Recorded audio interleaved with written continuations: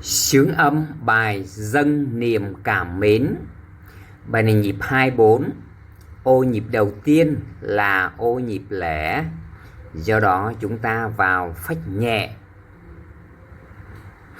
La mi do si si la la son do re fa fa mi mi la la do si la mi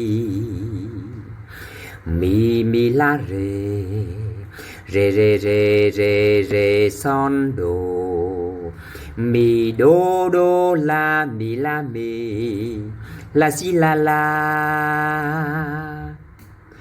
mi do re re do la si la mi fa re son la si la son la.